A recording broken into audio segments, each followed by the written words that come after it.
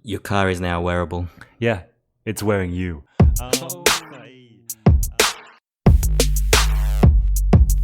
Hello and welcome to episode 96 of the Lazy Couch Podcast. We're here to give you what you need to know about technology, the future, and so much more. My name is Jeff Kim, and I'm sorry, Dave. I'm afraid I can't do that.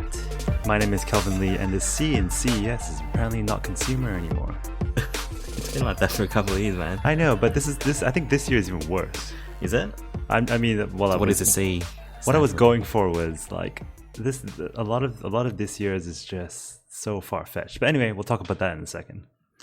Yeah, so that's right. Well, this episode's about CES in general. This is our third year covering it. Yeah, unbelievable. We actually started in 2014. Are you serious? Yes, 4 years ago. Did we miss a year? No, but it was like, remember when we used to just do news stories? So it wasn't like a special CES episode. It was just like part of the regular news stories. The villager news stories? Yeah, I went back that far, man. I went back to 2014 archives, episode probably 3 beta or something. I think one of my favorite things about you listening to the old episodes is you were listening to all the things that we spoke about, and we were like, oh, I wonder what they're going to do with that. And they actually did something about that. Yeah. Where you were talking about Apple buying the visual sort of recognition software company, and look at them now. Yeah, using Face ID. At the time, I think they were gonna. This is all speculative. That's the right word to use today. But that was I think they were using that tech to figure out emotions of people based on facial, the smiles or whatever. I think it turned out to be Face ID. And also another story we talked about 2 years ago was Messenger being opened up, Facebook's Messenger, and look at it now. There's like hundreds of apps running in there. Yeah, and you know what? We've been talking about episode 100 a little bit. Mm-hmm. I mean, there's two options really, right? One is we go through all the old episodes and we pick up all the funny bits that we were talking about. I wonder what would happen at this company, or we do a live session. Oh, that's a good idea. Yeah, that'll be a lot of listening time. Yeah, listening to the sound of my own voice. Well, you know what? I have been tagging all those episodes in the blog posts, so we might be able to do something there, maybe. I don't know. If you have any ideas, let us know, because we're running a bit dry. Yeah. Otherwise, yeah, it's 4 episodes away. It's a bit of a milestone. It's a long time coming. We have been going for 4 years. The 30 wasn't so great, but hopefully we're picking up again. Yeah. So I think it's worth starting off learning more about CES and what it is. And the things that we do is we listen to the boring stuff so you don't have to. For example, I listened to the official CES podcast where it had the director of communications for CES interviewing the CEO of CES, Gary Shapiro. Mm-hmm. The guy drinks so much of his own Kool-Aid. It's unbelievable. So you have the director of comms just asking him a question, and he goes on for like 15 minutes. It's hilarious. The podcast, huh? Yeah, the interviewer, like the CEO, he just goes on and on and on about how amazing CES is, and he's been there for so many years, and it just changes lives and everything. Well, we have been dreaming about going there one of these days. Yes, now there's a problem with that, and I'm going to go through that in a second. Okay. But I thought first we talk about CES. One, you cannot call it a consumer electronics show. Funny thing is, on that podcast, the director of communications said it by accident, and he got shut down by the CEO. You're fired. You're fired. So what is CES in terms of, by the numbers? There domestically, 72,290 people attend. Mm-hmm. 36,000 people attend from all over the world. Right. In terms of what it takes to man all the different sort of exhibitions, domestic staff, there are 46,000 of them. Mm-hmm. Whoa. International staff, there are 21,000 of them. All paid? All paid. What? In terms of media, there are 4,856 local journalists and 2,548 international journalists. Well, we plan to be part of that list next year, maybe. Yeah, so that is how we get in, because you can't get in without industry certification. Oh, okay. Yeah. So who sponsors the CES? It is a association called the Consumer Tech Association. Mm-hmm. So CTA being one of them. They're sort of like the Australian Computer Society. So like the ACS here, where they do research papers, they do a blog post, they put up these big meetings where people can get together and share information. Yeah. So nothing really interesting there. But in terms of how much it would cost to go, so if you can, what they call here, the proof of industry affiliation, if you can submit that, to get a basic pass is 300 USD. That gets you all the basic stuff. You won't get into any of the conferences. To get that starter conferencing pass, you pay $900. And then to get to everything, including all conference tracks, all 14 of them, you pay $1,700. Wow. So what you mean conferences as in the keynotes? No, as in the sort of on the floor industry specific keynotes. Okay. I'm not even going to go with the whole media credentials. In order to qualify to get a media pass, you need 1 million or more YouTube subscribers. God. 500,000 Twitter followers. Okay. 500,000 Facebook friends. 300,000 Instagram followers, or 300,000 Media followers. I'm guessing that's WeChat. Is that all combined? Like, do you need all of those or one of those? I don't know. They're all bullet points. Okay. Interesting. Yeah, well, we'll get there in the year 2037. Yeah. So in short, in summary, I would say that CES is the largest tech show in the world at the moment. Easily. Yeah. And I don't know if you mentioned it, but it is in Las Vegas, in the desert in Arizona. Yes, it is. But it's been raining there this week. Interesting. Yeah. So there you go. Yeah. Yeah, that's all really cool. But we wanted to get into some of the content. And there's so much content here, Kelvin. I think we should do 2 episodes perhaps on this. Yes. And we're going to break it up. So the first part, we're going to sort of focus on the chip makers, it's a more technical side of things where it's not just hardware, but the parts that make up the hardware, perhaps. So my big thing was Intel, and the CEO, whose name is of course I forgot, but it's here in front of me, Brian Krzanich. Yes. So I watched this keynote that he spoke for 2 hours last night. Oh God. And I'm just going to break it down. So I think that's a good point to start off with. Yep. Now, this was a very Apple-like performance. I don't know if you saw any vision, but the stage was absolutely huge. A little bit like the Samsung one from last year. Yeah, I saw a bit of it. I saw the supercuts. I don't know. The funniest bit is when he announced his colleague, and these are middle-aged men. What are they, 50s and 60s? And them trying to sort of embody that Apple type energy and running across the stage and stuff when they couldn't do it. It was quite funny. Yeah, so I'll just break it down chronologically, actually, because even the intro, like even the pre-show before he came out, was really interesting as well.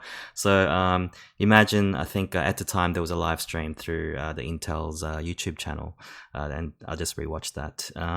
So there was a musical portion to this, just like Apple, to begin, and there was a group that called themselves Algorithm and Blues. That's hilarious. That's pretty cool, huh? And they ended up, they started off with like 4 of them with no instruments. Like there was no visible thing that they were playing, but they were all wearing gloves and I guess had this real sense technology, picking up on the positional stuff and actually playing music with that. And then they brought in 2 AI band members. And I don't know if you heard of this, but they have a thing called a Movidius neural compute stick. I have a sticking suspicion we've spoken about this before in the past. That name really sticks out. It's like a AI plug and play. So basically, he was playing an actual piano that was all hooked up to the machine, and they had 2 compute sticks stuck onto some device.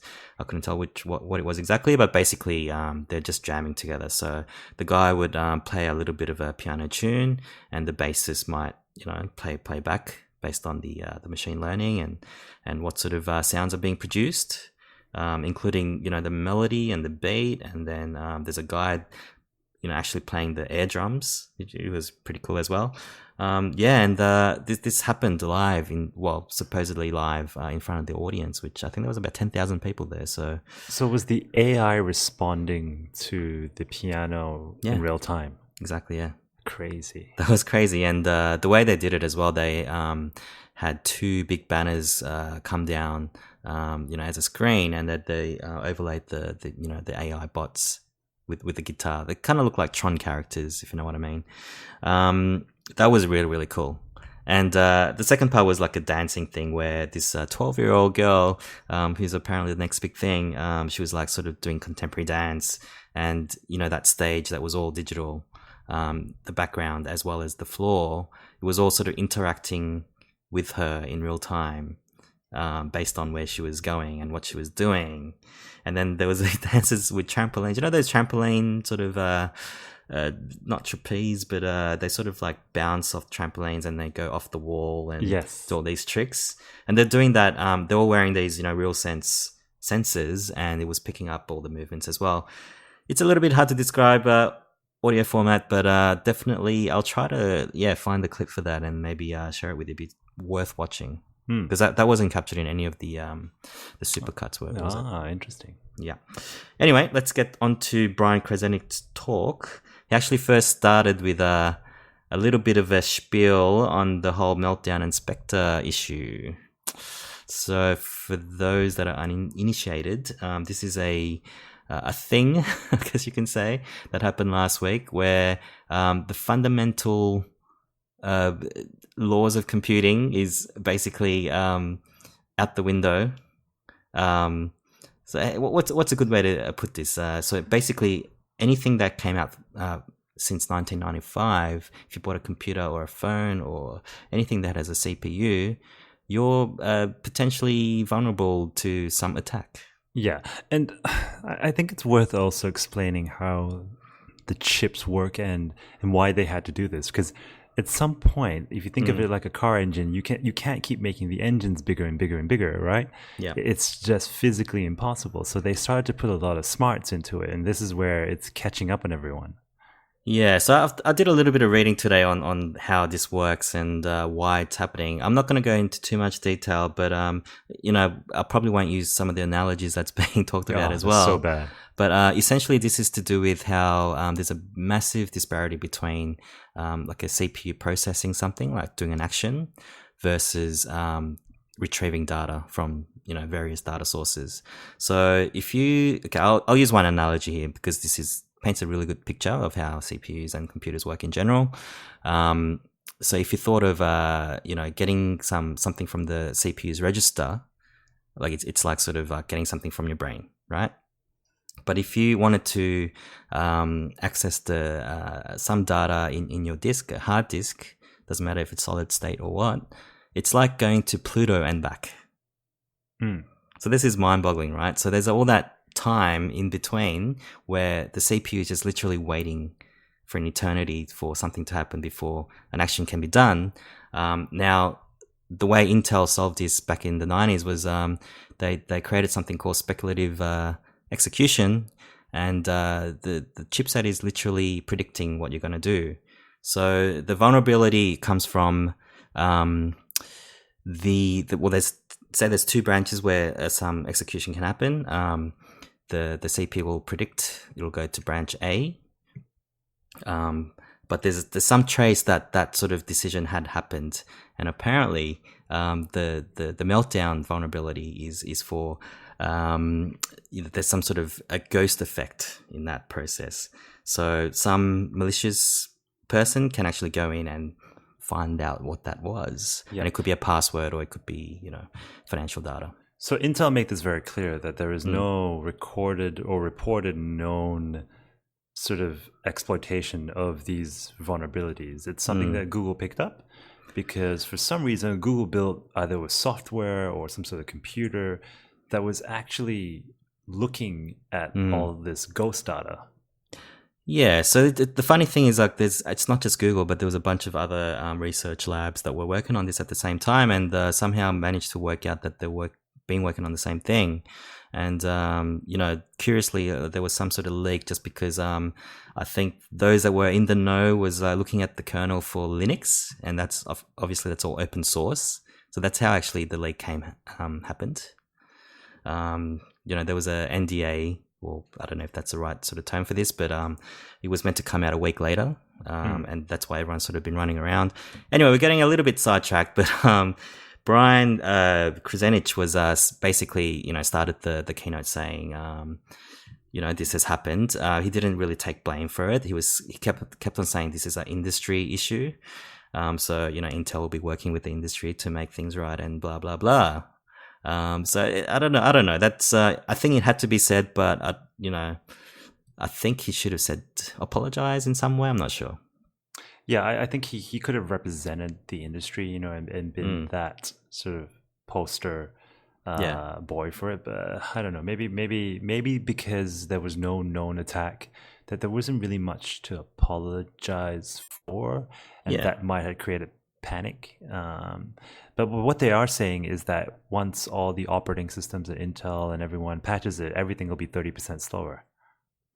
Up to 30%. Right. I did a little bit of sleuthing, Kelvin, today, and just if you compare, I think Windows 10 machines are fairly safe. I think they're talking about single-digit degradation, but anything that's like Windows 8 and below, it's going to be noticeably slower. That's what the CEO, not the CEO, but the VP of Windows and Tylerson, I think he said that in a blog post today. So I think our work laptops they're gonna slow down heaps. So the conspiracy theorist within me is saying that maybe this is just a ploy to upgrade to Windows 10. Hang on, how does he talk? The conspiracy theorist. Hang on, let me get in your head. Let me get my tinfoil hat. Just 1 second. just no. He's a little voice that sounds like a girl. No. Hey, Kelvin. Hey. Yeah, he sounds like a hamster. That's right. Hey, you there? No, I think, look, you know what? When you try to, I think this is just part of technology, right? You're not going to get everything right. And because everyone just keeps copying everybody else, I'm guessing this is what you get when you make a fundamental flaw. Sure. But it's like really fascinating stuff for me because, like we got it wrong for 20 years. Yep. And because the way computing works is like something is a predicate for something else, right? So we just keep on building on top of it, but the fundamental thing is broken. Therefore, it's not just the hardware makers, it's the operating system, it's everyone down the line is affected, which is kind of crazy.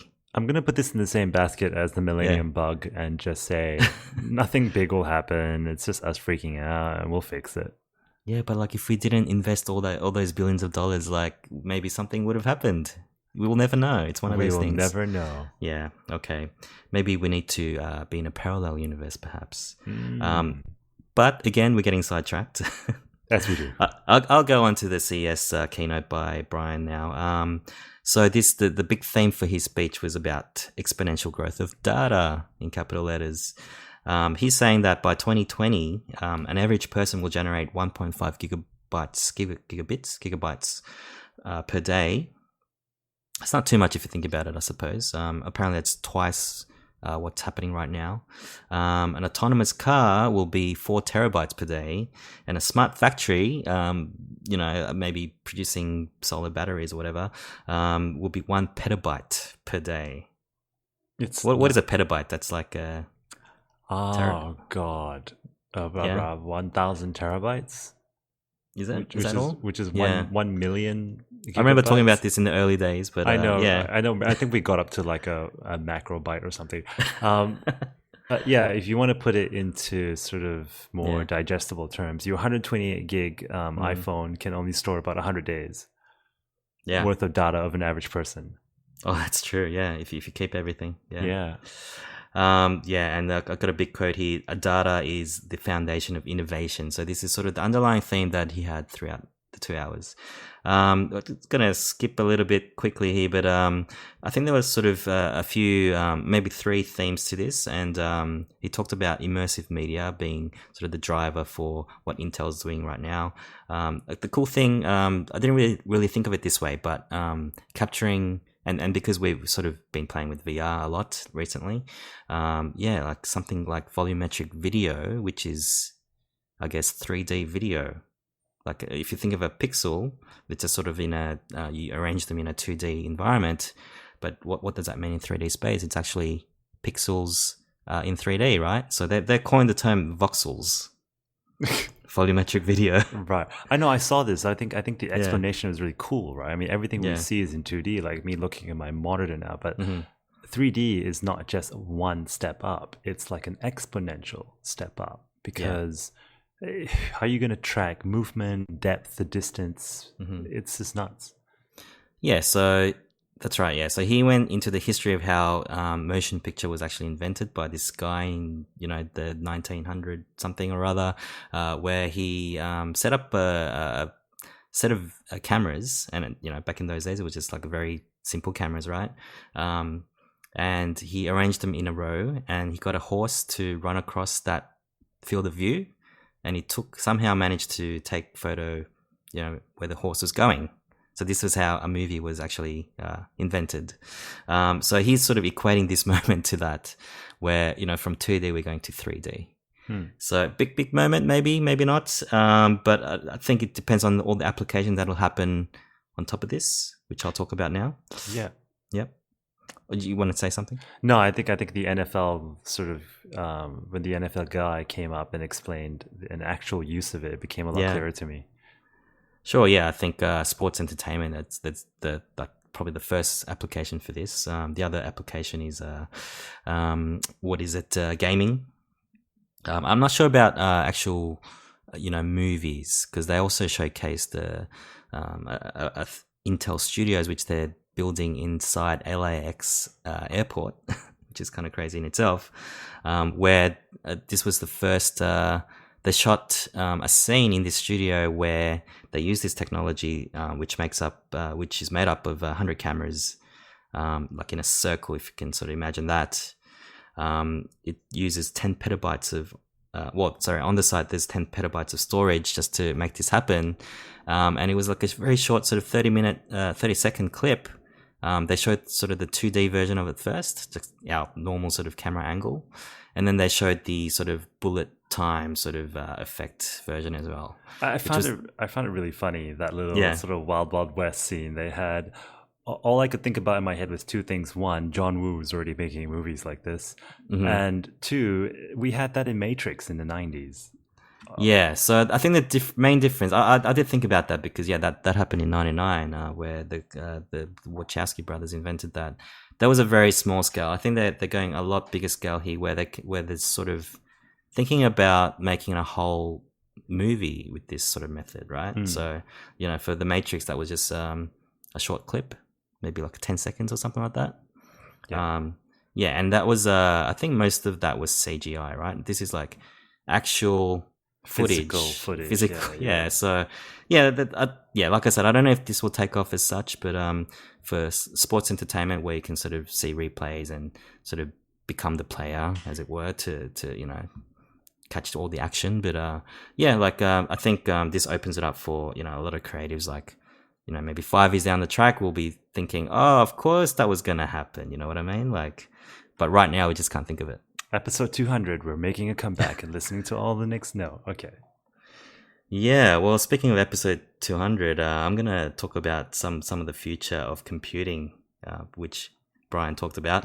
So neuromorphic computing is something that I don't know if he coined, but it's the first time I heard of this. It's a research chip they're calling Loihi, spelled Loihi. Basically, it simulates. It's a silicon chip, but it mimics the brain, how the neurons are connected, and it simulates that brain activity in a single chip. So we're creating a processor that can do what a brain does. Yes, with lots of chips, I think, at the moment, but this in itself, like, is a brain in a way. I think is and I think it's a lot effective way of doing machine learning as well. So rather than so if we think of all the AI stuff that's happening now, that's a combination of lots of parts, right? It's not just the CPU, it's graphics cards and all of those things. But I think a lot of this is happening on the chip itself, and I think it's probably going back to the exploit of Meltdown and Spectre. This is probably a whole new technology that goes around that. It's hurting my brain. Well, yeah, there's more of this. There's quantum computing as well, which Intel is supposedly leading. He actually brought out a 49 qubit chip, which was about the size of his palm. Um, which is, I've never seen anything like that. I've heard of 17 qubits before, but 49 qubits, like in that size. Do you know much about quantum computing? Well, I And the wish power of you it? know what would be a really good segue here was Yeah. remember somebody asked this question to Justin Trudeau. Yeah. Remember this Oh, one? right. And, Yeah, he, yeah, and yeah. he explained it so well. I just don't remember what his response was. I just wished I could remember. But no, I couldn't explain it to anybody. Well, yeah. I mean, without getting too funky about this, it's literally the bits are actually going to parallel universes to do the processing and coming back. Is how I understand it. It's literally doing that. That is the funkiest thing you've said. So Well, I don't know if it's literally, but I mean, we don't really know how quantum computing works or mechanics works, but yeah, but it's exponentially faster than the more traditional computing processes. So it's something that might take a million years to process. It could take a quantum computer like maybe a second. That's the sort of efficiency we're talking about here. What else can we talk about? There's also a volocopter, which is a autonomous drone thing, Yep. which we also covered a couple of years ago. I Calvin. know. What was that company you mentioned today? It's a Chinese company called Ehang. Yeah, that didn't get Ehang? very far. Yeah, and I think Yeah. you're going to get a lot of these startups try and fail. But Volocopter, with its backing from Intel, and it looks like they're on their second prototype now, it seems like the most sort of highest chance of having success here.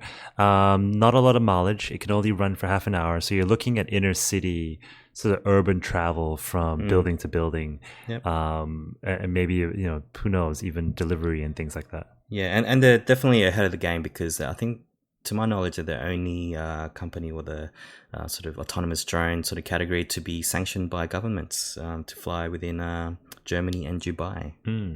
So yeah, yep. Yeah, and they were saying it's so simple to fly because everything is done, by the computer. Apparently, a 5-year-old could jump in and just get a hang of it, which I highly doubt. Well, I mean, like if it's all autonomous, then yeah, there are no controls, right? So I think there is a joystick, right? I think that's just for sure. Yeah, no. So apparently there are two versions. Okay. One's autonomous, and then one Yeah. with a joystick. Oh, gotcha. So that'll be quite interesting. All right. So I think that pretty much that's it for Intel. That's a big thing. Any sort of call outs from your side? No, I think look around you right now. Like, what doesn't have a chip? And when we do cover the second episode of our CES coverage, you're going to see that smart homes are everything, and chips are going to be in everything. So it seems like Intel is they're going to have to take a bet in a lot of things. So whether it be like the volocopter, where people are, using drones to fly around, or autonomous driving, drones, they're going to have to make a lot of bets. Yeah, and it's a little bit unfortunate that this happened. Actually, come to think of it, this could have been a sabotage job. Anyway, as in the meltdown thing. Yeah. The day before he was meant to present, it came out. So this, like, can you imagine the PR guys at Intel? I know, my God, but I just saw their facial expressions, right? Like I just wish they would have been so much happier. I think if obviously that PR disaster didn't happen. Yeah, so I mean, at the moment, it's still early days, and supposedly Intel's not the only ones to blame. There are other chip makers out there. Other companies like Apple and Windows, Microsoft, they're all putting patches out there to their OSs. I think Safari iOS version got a patch this morning. So I think just to be on the safe side, you should do that unless you don't want performance to be degraded. So it's very interesting days indeed. Yeah.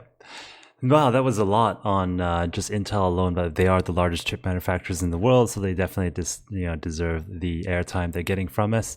The next sort of big thing, obviously just following on from autonomous vehicles, is who's going to be first, right? I mean, we have Tesla out there who's doing a great job, but I think they need a little competition. And there was a company that was making a lot of waves at CES called Byton. They're a Chinese company full of Germans. which I found hilarious. So we've got this great little report by Reuters, and we're going to quickly play that. It's 2 minutes long, and we'll have a chat about it after.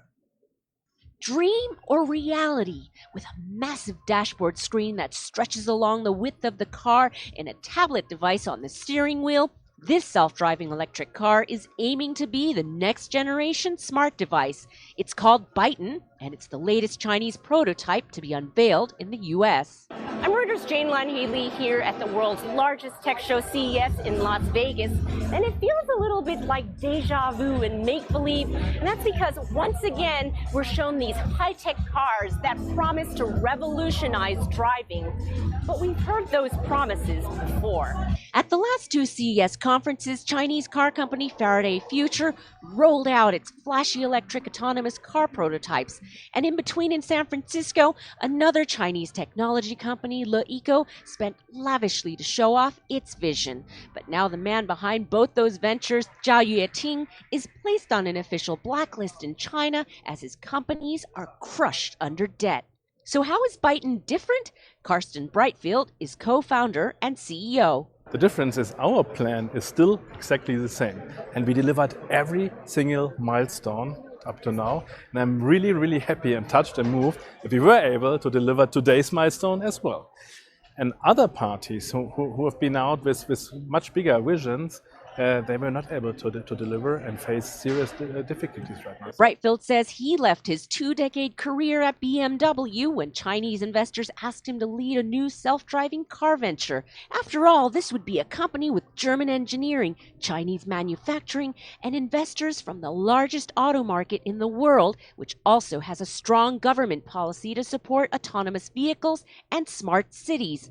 At the launch of its prototype, Byton took its promise to a self-driving future one step further than others before it. It says by late next year, for 45 grand, consumers will be able to buy, drive, and be driven by this new SUV. The countdown to that promise starts now. Countdown starts now. TikTok. Right now. Yes. Late 2019, was it? Yeah. So a couple of things the Reuters report didn't cover, and they're actually building an entire manufacturing city to do all this. In Nanjing in China. That's right. And if you look at some of the blueprints, it is amazing. It is, I mean, where else but China can you build an entire city just to build cars? Yeah. Yes.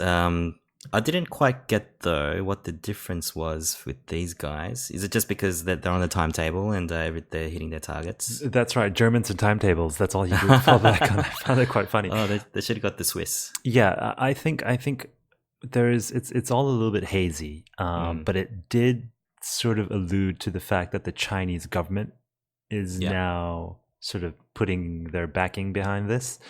But you know what? We won't know till we hear more in 2019. Yeah, I mean, like, yes, we covered Faraday Futures, and I think we talked about LeEco as well in the last 2 years, and I actually didn't know they've gone.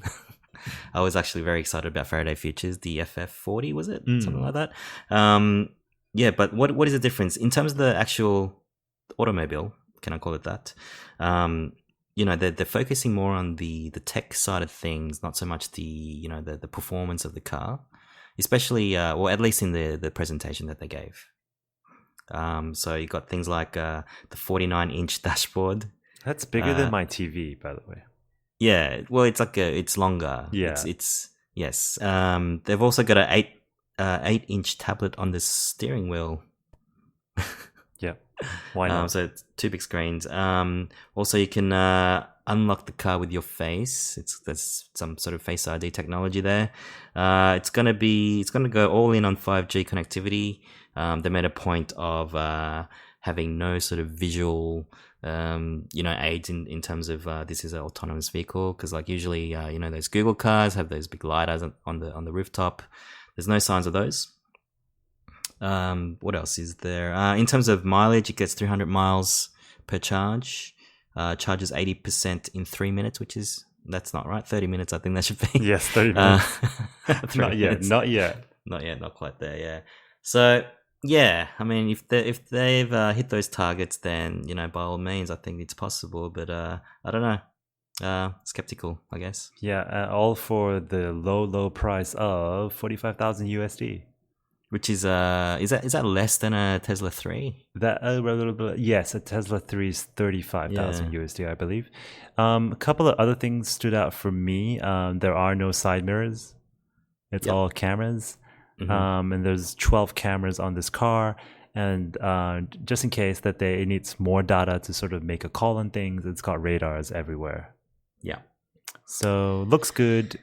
It's got interesting sort of technology into it. It's also got biometric sensors where it can sort of tell what your heartbeat is, et cetera, et cetera. Not quite sure what they're going to do with all of that. Your car is now wearable. Yeah, it's wearing you. Sounds, you know what I mean? Sounds too good.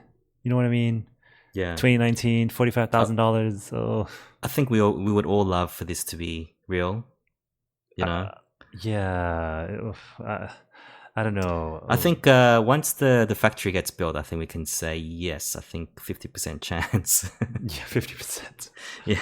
Yeah. So we'll see. I mean, we want this to be true. We want this to push the likes of BMW, Mercedes-Benz, Toyotas of the world to really quicken the pace up. And you know what? They need this. So so those are some of the big things. I think a lot of those, are considered keynotes in this year's CES. But we are keeping most of the fun, more consumerish type things for the next episode. So now you know about the chips that go into them. How are people going to use this? For example, Razer's got a wireless mouse that has no batteries in it. How's that going to work? Oculus Go finally, reveals who they're working with to make the sort of portable device on the go for VR. Well, actually, I don't know about that one, Kelvin. That's exciting. Yeah, that's a good tease. Tune in for the next episode. But in this case, where can people find our stuff? So we'll give it a go. So you can email us on thelazycouchpodcast@gmail.com. Everything is on our website, thelazycouch.com. You can hit that. We've got all our previous episodes. You can go all the way to 2014 and listen to some of our beta episodes. That's hilarious. Actually, you might not have to do that because episode 100 might do that. Also, you can search for The Lazy Couch on all the social channels, including Instagram and Facebook and possibly Snapchat. And where can people find you on Twitter? Oh, me, I'm at Jeff Kim. And I'm at _Kelvin Lee. So hit us up. In the meantime, Kelvin out. Jeff out.